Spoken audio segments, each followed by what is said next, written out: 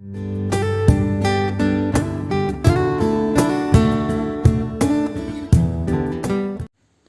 Friends, आज मैं आपके साथ लेके आया हूँ मैक्रो इकोनॉमिक्स का एक और टॉपिक जिसका नाम है balance of payment on capital account. तो चलिए विदाउट वेस्टिंग एनी टाइम शुरू करते हैं। It includes the records of payments and receipts which cause an impact on asset liability status of a country in relation to rest of the world. ये current account से उल्टा है। Current account में जो भी इकोनॉमिक ट्रांजैक्शंस या monetary transactions होती हैं उससे एसेट लायबिलिटी पे कोई फ़र्क नहीं पड़ता, मगर जितनी भी कैपिटल अकाउंट में ट्रांजैक्शंस होती हैं उससे एसेट लायबिलिटी पे फ़र्क पड़ता है और इससे फ्यूचर क्लेम्स भी अराइज होते हैं। ये उससे टोटली अपोजिट है। अब चलते हैं इसके कंपोनेंट्स क्या हैं। पहला कंपोनेंट आ जाता है बोरोइंग्स। आप खुद सोचो, जब भी हम बोरो करते हैं बाहर किसी भी कंट्री से, तो पैसा हमारे कंट्री में आ तो गया मगर हमारे ऊपर लायबिलिटी चढ़ गई ना, तो एसेट या लायबिलिटी में चेंजेस आ जाते हैं। और अगर हमने किसी को बोरोइंग दे दी तो वो हमारा फ्यूचर के लिए क्लेम बन गया। समझ गए बात।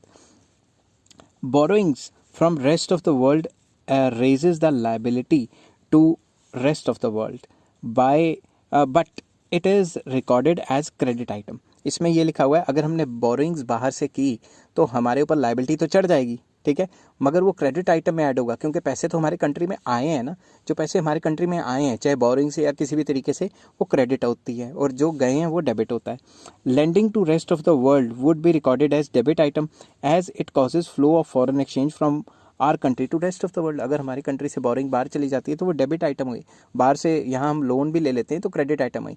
इवन इफ लोन लेके हमारे ऊपर लायबिलिटी चढ़ जाएगी। वही तो इसका मतलब है ना कैपिटल अकाउंट का कि एसेट लायबिलिटी में चेंजेस करता है। तो बोरिंग्स जो हैं वो टू टाइप्स की होती हैं। पहली आ जाती हैं external commercial boring. Commercial borings वो बोरिंग्स होती हैं जो मार्केट रेट ऑफ इंटरेस्ट पे कर्जा उठाना। और दूसरा आ जाता है एक्सटर्नल असिस्टेंस। ये क्या होता है? Done at concessional rate of interest. क्योंकि नाम है असिस्टेंस मतलब हेल्प करना, तो किसी को लोअर रेट ऑफ इंटरेस्ट पे कर्जे देना। जैसे आपको पता है रशिया और अमेरिका जो छोटे छोटे कंट्रीज़ हैं और इवन चाइना छोटे छोटे कंट्रीज़ को कंसेशनल रेट पे लोन्स देते रहते हैं एक्सटर्नल असिस्टेंस के नाम पे, और उन कंट्रीज़ में जाके अपनी कंपनियां खोलते हैं और उनको लूटते रहते हैं, ठीक है ना। नेक्स्ट आ जाता है फॉरेन इन्वेस्टमेंट।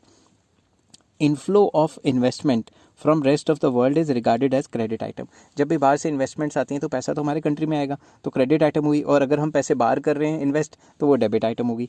तो foreign investments is of following types. सबसे पहला आ जाता है पोर्टफोलियो इन्वेस्टमेंट। पोर्टफोलियो इन्वेस्टमेंट क्या होता है? It is the investment by rest of the world in shares bonds of domestic company. अगर हमारी कंपनी के हमारे कंट्री की जो कंपनियां हैं उनके शेयर्स या बॉन्ड्स कोई फॉरेन कंपनी आके खरीदती है तो उसे पोर्टफोलियो इन्वेस्टमेंट कहा जाता है। On the other hand foreign direct investment क्या होता है?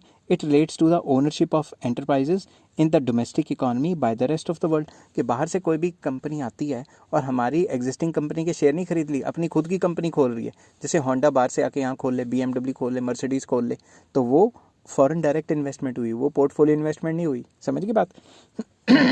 नेक्स्ट आ जाते हैं, गला बैठ गया बोल बोल के, NRI deposits. It includes the deposits held by NRIs in the domestic economy.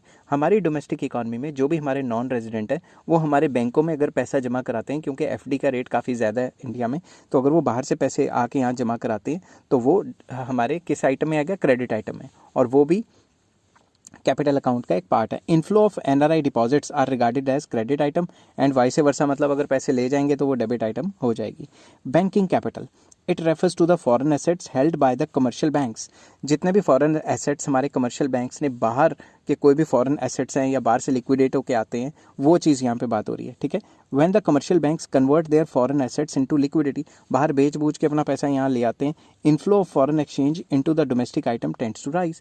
अगर कोई भी कमर्शियल बैंक है यहाँ का, उसके कोई फॉरेन में एसेट्स हैं, उसको बेच बूझ के पैसा ले आता है तो कंट्री में पैसा आएगा ना, तो कंट्री के एसेट्स बढ़ेंगे, ठीक है, इनफ्लो होगा पैसे का और क्रेडिट आइटम में आएंगे वो पैसे, ठीक है। और वाइस वर्सा अगर जाते हैं तो वो डेबिट आइटम में आएंगे।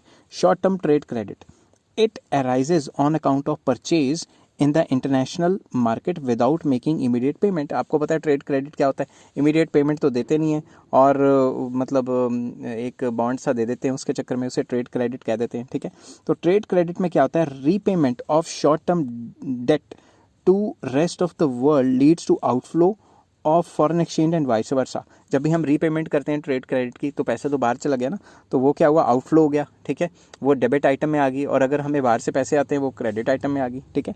तो ये 5 कंपोनेंट थे जो इसके माने जाएंगे कैपिटल अकाउंट के अंदर। अगर आपको ये वीडियो पसंद आई हो तो please like share and subscribe. Next video में मैं लेके आऊँगा equilibrium in balance of payment क्या होता है। Till then take care, have a nice day.